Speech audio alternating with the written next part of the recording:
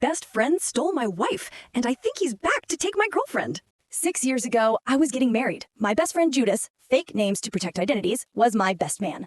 I was getting married to Leah.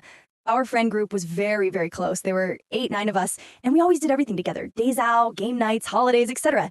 Anytime a friend would bring another female friend into the group, Judas would end up hooking up with them, as he was genuinely, just naturally very funny and charismatic, which is a big part as to why he's everyone's best man. But he was never a threat to our relationships because we were all such good friends. Just over a year into our marriage, Leah and I start having issues.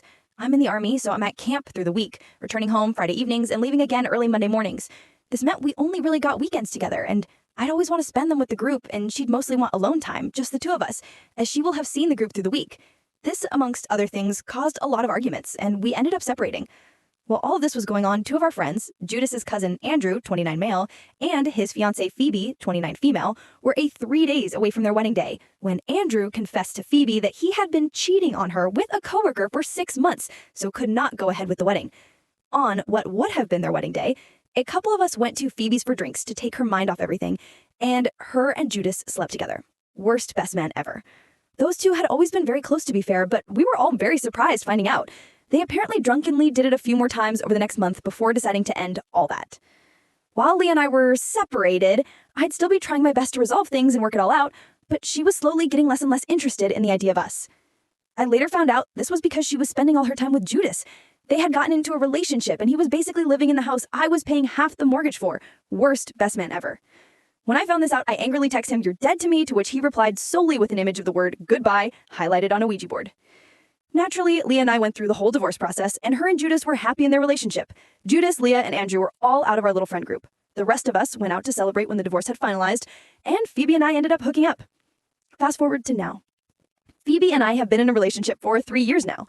Leah and Judas have split. She's now with some other man, and he's single. Andrew has gotten married. He actually made it to the altar this time. And yes, Judas was his best man. So who knows what's going to happen down the line with the worst best man and Andrew's new wife. Yesterday, I wanted to surprise Phoebe. I set off to camp early Monday morning like I always do, except I've booked this week off in secret. I waited for her to go to work, and then I came back to decorate the bedroom with flowers, her favorite chocolates, etc. I parked my car a block away, so she doesn't know I'm home. When she comes home, I surprise her, but I see that she's on FaceTime. I'm 90% sure the face I see is Judas's, but she very quickly ends the call. Early in our relationship, she drunkenly confessed to me that she thought her and Judas would have ended up together after what would have been her wedding night. And she was sad when he ended up calling that off for Leah, so my heart sank. She told me it was just her brother on the phone, but I don't believe her. I had also surprised her with a trip to Disneyland she's always wanted to go in the near future, where I had planned to propose. But now I'm unsure if I should go through with this, if Judas has managed to worm his way back in her life. I need help. I don't know what to do. I've been at my parents' awake all night, and I'm dreading going back home to have a conversation. Do I confront her on this, or go ahead with the planned trip and proposal and feign ignorance for a happier life?